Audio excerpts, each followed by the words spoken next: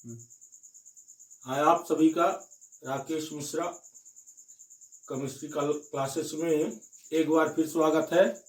चलिए आज 12 क्लास के सिलेबस का एक इम्पॉर्टेंट क्वेश्चन क्लियर करते हैं।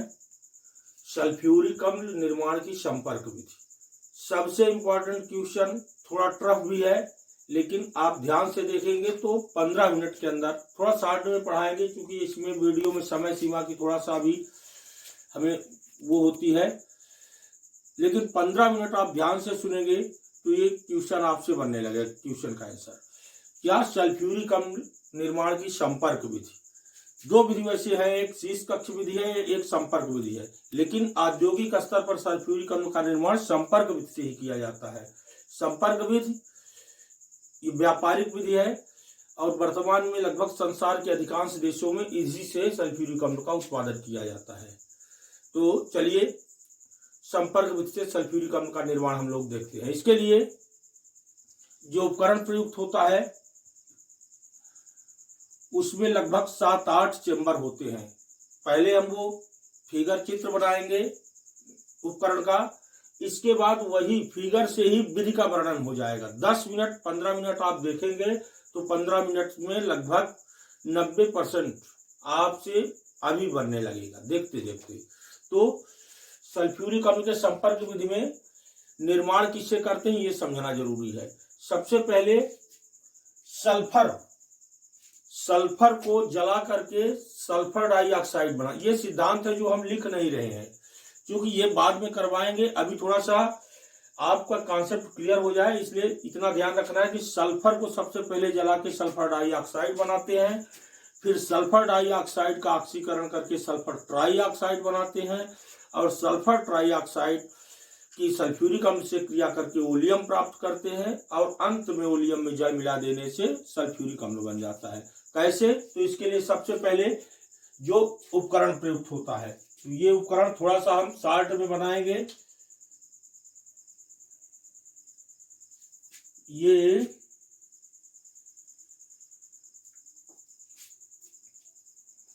अब इसमें सबसे पहले यहां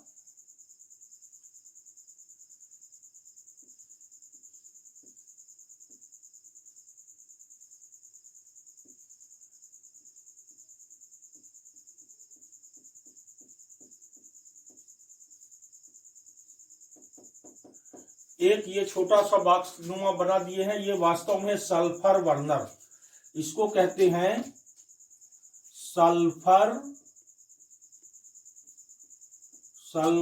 बर्नर। आपसे यदि चित्र बनने लगेगा तो गारंटी है कि ये विधि बनने लगेगी और इसमें कुछ नहीं है। सल्फर बर्नर में हम लोग सबसे पहले सल्फर को जलाते हैं। जलाने का मतलब ऑक्सीजन की उपस्थिति में H+O2, यह हम समीकरण थोड़ा सा हिंट करते जाएंगे जिससे अभी आसानी हो जाएगी समझने में।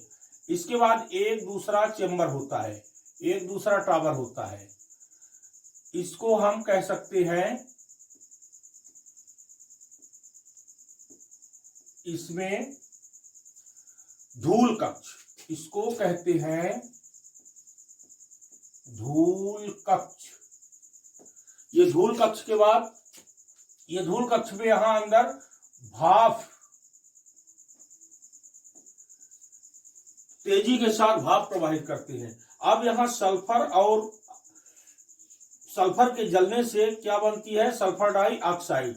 इस सल्फर डाइऑक्साइड को हम सीधे यहां धूल कक्ष में प्रवाहित करते हैं। ऊपर से भाप प्रवाहित होती है नीचे की ओर और यह सल्फर डाइऑक्साइड गैस चढ़ती है ऊपर की ओर। तो जो सल्फर डाइऑक्साइड में धूल आदि के कण होते हैं वो नीचे यहां बैठ जाते हैं। बस इतना ही काम इसका है। भाप कक्ष का काम क्या है, धूल कक्ष का, जिसमें भाप प्रवाहित होती है, कि ये सल्फर डाइऑक्साइड में उपस्थित धूल आदि के कणों को अलग कर देता है। इसके बाद दूसरा टावर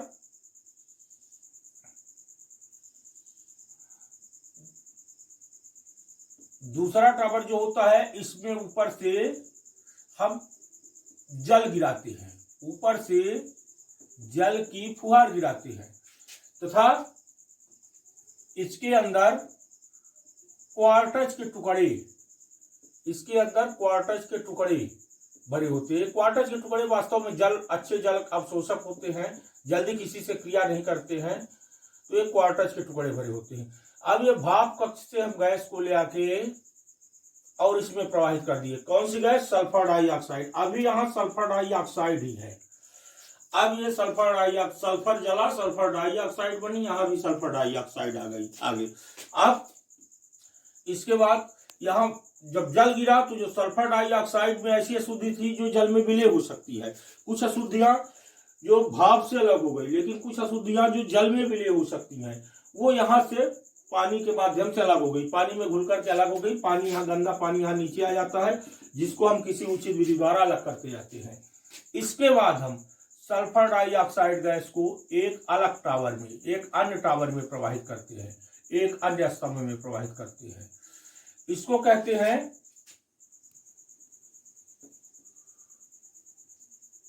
यहां पर ऊपर से सल्फ्यूरिक अम्ल गिरता है, कंसंट्रेटेड H2SO4।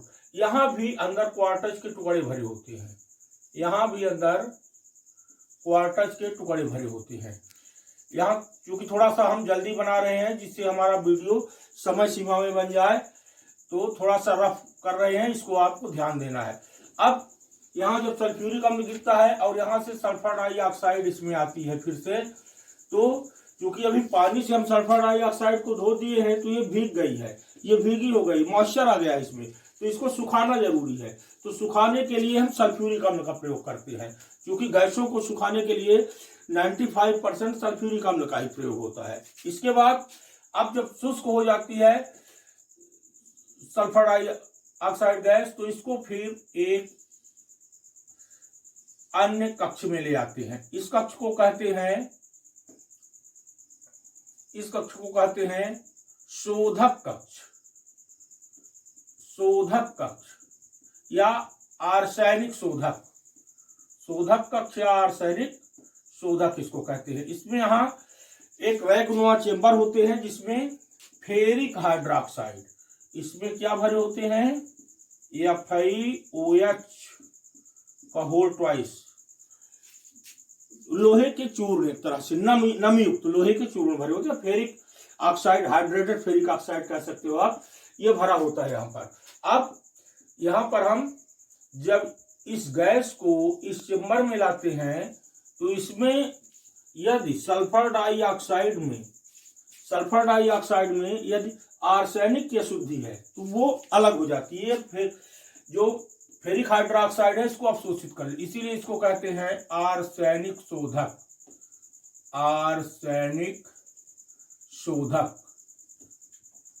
Arsenic purifier. अब इसके बाद अभी भी कुछ अशुद्धियां यदि हैं सल्फर डाइऑक्साइड गैस में, तो इसको हम एक बॉक्स में प्रवाहित करते हैं, इसको कहते हैं परीक्षण बॉक्स।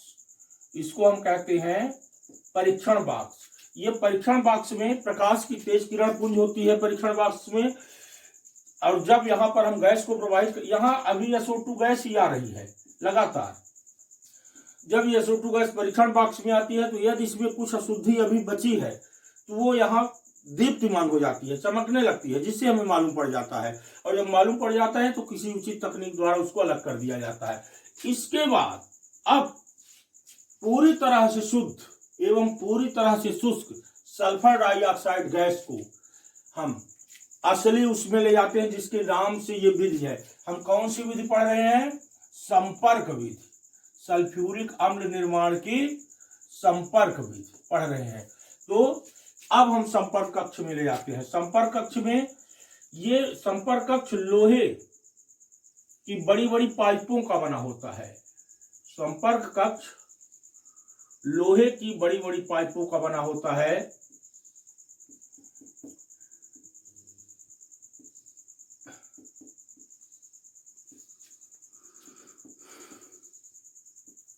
ये लोहे की पाइपों का ऐसे बना होता है और यहां से ये गैस को हम ले जाके ऊपर से प्रवाहित करते हैं। लगभग यहां से प्रवाहित कर दिए। यहां इसके अंदर लोहे की पाइपों के अंदर वेनेडियम पेंटाऑक्साइड V2O5 उत्प्रेरक के रूप में चूर्ण भरा होता है।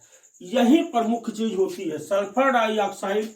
अब जब यहां से यहां जाएगी तो SO2 plus O2 equal to SO3। Sulphur dioxide ऑक्सीकृत होकर यहां समीकरण बैलेंस करना हो तो 2SO2 plus O2 equal to 2SO3। यहां पर अब देखिए यही मुख्य चीज है कि यहां से सल्फर से शुरू किए, सल्फर को जला करके सल्फर डाइऑक्साइड को धूल कक्ष में प्रवाहित कर दिए, जिससे उससे धूल आदि के कण अलग हो गए। इसके बाद बनी हुई सल्फर डाइऑक्साइड गैस को ऐसे कक्ष में प्रवाहित कर दिए जिसके अंदर क्वार्टज के टुकड़े थे। इसको कहते हैं धोवन स्तंभ। इसका नाम है धोवन स्तंभ। धोवन स्तंभ। इसके बाद धोवन स्तंभ के बाद इसको कहते हैं शुष्कन स्तंभ। इसको शुष्कन स्तंभ। एक तरह से आप कह सकते हैं ड्रायर चेम्बर, ये धोवन चेम्बर, और ये आर्सेनिक शोधक। यहां से आर्सेनिक शोधक के बाद हम यहां इसको कहते हैं परीक्षण बॉक्स। परीक्षण बॉक्स। परीक्षण बॉक्स से जो SO2 गैस निकलती है वो पूरी तरह से शुद्ध एवं शुष्क होती है, क्योंकि सल्फ्यूरिक अम्ल एक ऐसा केमिकल है जिसे हम रसायनों का राजा कहते हैं, किंग ऑफ केमिकल कहते हैं। क्यों कहते हैं? क्योंकि दुनिया के 95% वस्तुओं में, खासतौर से जो हाई तकनीकी चीजें हैं उनमें सभी में सल्फ्यूरिक अम्ल का प्रयोग होता है। और जब इतने इंपॉर्टेंस इसके हैं तो इसको शुद्ध होना जरूरी है। और सल्फ्यूरिक अम्ल शुद्ध हो इसके लिए आवश्यक है कि सल्फर डाइऑक्साइड शुद्ध हो। जब सल्फर डाइऑक्साइड पूरी तरह शुद्ध हो जाती है तो उसका ऑक्सीकरण करके सल्फर ट्राइऑक्साइड बना लेते हैं। अब यहीं पर लास्ट चरण आ जाता है। अब बनी हुई सल्फर ट्राइऑक्साइड गैस को हम लोग एक स्तंभ में प्रवाहित करते हैं जिसको कहते हैं अवशोषक स्तंभ। जिसको कहते हैं अब यहां पर भी क्वार्टज के टुकड़े भरे होते हैं मध्य में, यहां पर भी क्वार्टज के टुकड़े भरे होते हैं मध्य में, और यहां पर ऊपर से सल्फ्यूरिक अम्ल की फुहार गिरती है थोड़ी सी। अब जब SO3 सल्फ्यूरिक अम्ल से क्रिया करती है H2SO4 तो यहां हमें जो निकलता है बनता है उसको कहते हैं H2S2O7 ओलियम। इसको कहते हैं ओलियम। ओलियम वास्तव में सल्फ्यूरिक अम्ल का ही कंसंट्रेटेड फॉर्म है, ये सांद्र रूप है। इसमें हम आवश्यकता अनुसार जल मिला करके अंत में और सल्फ्यूरिक अम्ल बदल लेते हैं। वास्तव में सल्फ्यूरिक अम्ल अपने ब्राह्मी के हिसाब से बहुत इंपॉर्टेंट क्वेश्चन है, सल्फ्यूरिक अम्ल बनने के संपर्क विधि। लेकिन अगर एक ध्यान से समझ ली जाए तो बहुत सरल है। एक बेर अपने भाषा में तुम्हारे सबके ध्यान दे कि का करें एका बनबे तो कुछ नहीं करें। गंधक, सल्फर माने गंधक, गंधक का हम जलायन सल्फर डाइऑक्साइड बनी। सल्फर डाइऑक्साइड का भाप प्रवाहित करके धूल आदि के कण का अलग कर दीहन। धूल जब कण अलग हो गए तब एक हम पानी से धो दीहन। पानी से धोए के बाद हम एक सुखा दीहन सल्फ्यूरिक अम्ल से।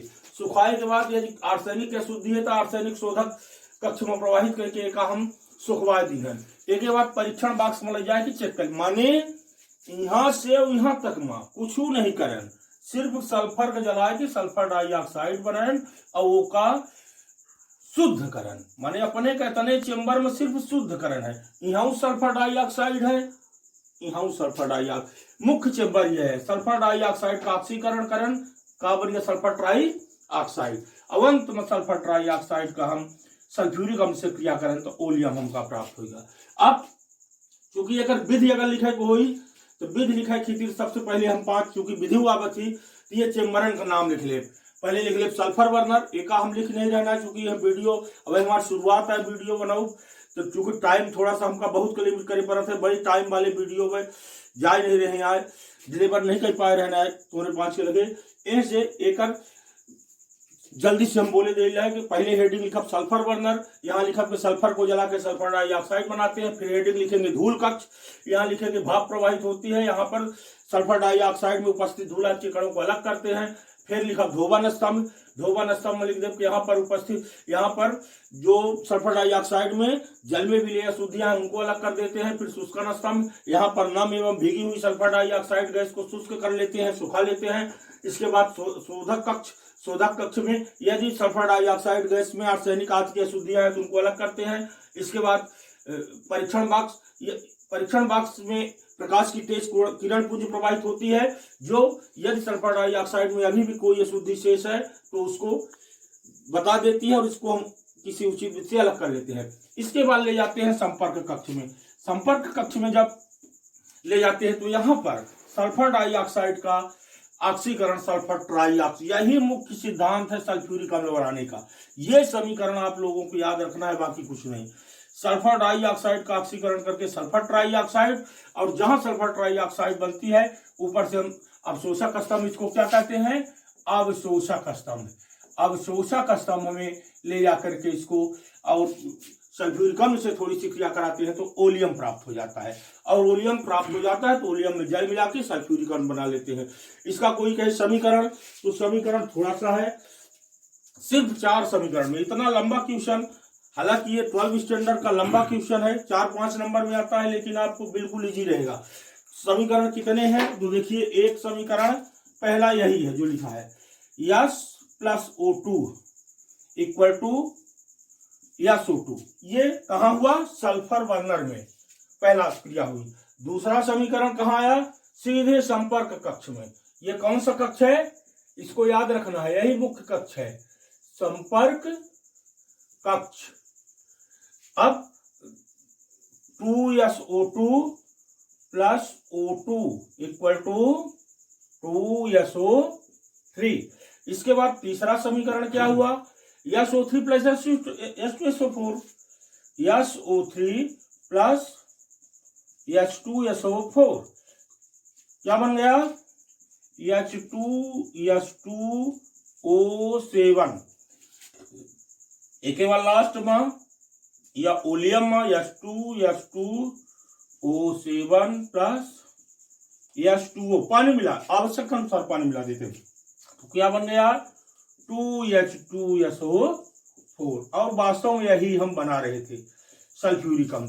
तो यह आया सल्फ्यूरिक अम्ल बनने के संपर्क में। हालांकि थोड़ा सा हम जल्दी बोले है, लेकिन हमका पूरी तरह से विश्वास है कि अधिक से अधिक लड़कन के समझ में आई हुई। नहीं आवाज तो 5-1 बेर कमेंट करें, एक बेर हम और धीरे से थोड़ा सा टाइम लेके बाद बताओ। लेकिन ये कुछ नहीं आए, अपने के एक नाम पहले लिख लेगा, जो हम समझ कमी कारण नहीं लिख पाई लाग, एक लाइन से ऐसे नाम अपने के लिख लेगा। पहले सल्फर बर्नर, दूसरा फिर यहाँ लिख देना है धूल कक्ष। ये जब विधि का वर्णन आप करोगे तो इसका नाम लिखना पड़ेगा। तो दूसरा क्या लिख देंगे, धूल कक्ष। फिर यहाँ वर्णन इसी के आगे कर देंगे कि सल्फर बर्नर लिख के आप लिख दोगे कि यहाँ पर सल्फर को जलाकर सल्फर डाइऑक्साइड गैस सबसे पहले बनाते हैं। इसी प्रकार सबका वर्णन कर दोगे। क्योंकि समय की कमी है, इसलिए इसको हम यहीं पर आज समाप्त करते हैं। अगला वीडियो जल्द ही हम आपको देंगे। धन्यवाद।